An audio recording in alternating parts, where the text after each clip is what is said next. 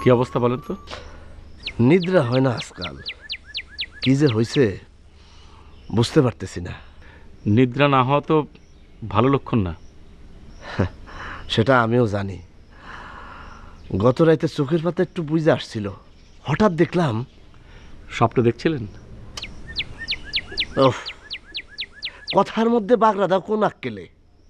Chairman হয়েছে দেখে কি সব কিছু কিনে নিছো? মাথা কিনছো? আই এম সরি, আমার ভুল হয়ে গেছে। আর কথার মাঝখানে বাগড়া দেব না, আপনি বলেন। আচ্ছা, কি জানি বলতেছিলাম। ওই ঘুম হয়ে গেছে, স্বপ্ন দেখছিলেন। ও, ঘুম কথার মধ্যে বাগড়া দিছো। স্বপ্নের কথা বলতে আর ইচ্ছা করতেছে না, আমি যাই।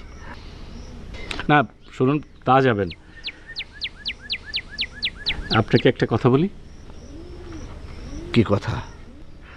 গত বছর কিন্তু এসএসসির রেজাল্ট ভালো হয়নি, বিশেষ করে অঙ্কের অবস্থা খুবই শোচনীয়। মাটির দোষ। মাটির দোষ মানে? মাটির দোষ মানে মাটির দোষ, এত ব্যাখ্যা করে বলতে পারবো না। চেয়ারম্যান, তোমার আমি একটা স্পষ্ট করে কথা বলি, এই মাটিতে অঙ্ক ভালো ফলবে না, এই মাটিতে ভালো ফলবে কাঁঠাল। কাঁঠাল।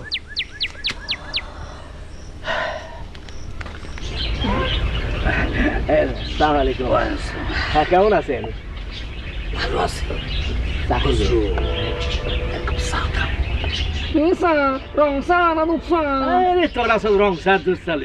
দেখছেন নি এই যে অবস্থা আমার, এখানে বুঝে গেলাম, বুঝলেন তো আপনি কি আছে? আপনার যে আমি যা বললাম সেটা কি আপনি বুঝতে পারছেন? না মানে আমি যা বললাম সেটা কি আপনি বুঝতে পারছেন? তোমার কথা না বোঝার তো কিছু নাই, তবে তুমি এক কথা বারবার বলো। আপনি সত্য বলেছেন। এই চুপ! জি আচ্ছা। তোমাদের নয় চেয়ারম্যান সম্পর্কে কি কিছু জানো? তিনি অতি ভালো মানুষ, তিনি অতি বেশি ভালো মানুষ।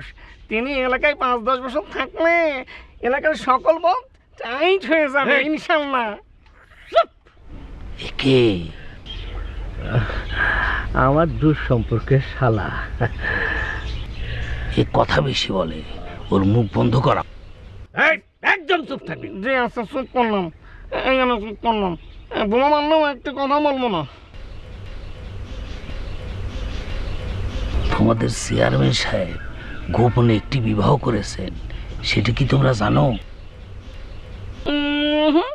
চেয়ারম্যান সাহেব গোপনে বিয়ে করা মানুষ না। চেয়ারম্যান সাহেব বিয়ে করলে ছাগল জামাই করে বিয়ে করবেন, আর তিনি তো বিয়ে না করার ঘোষণা দিয়েছেন।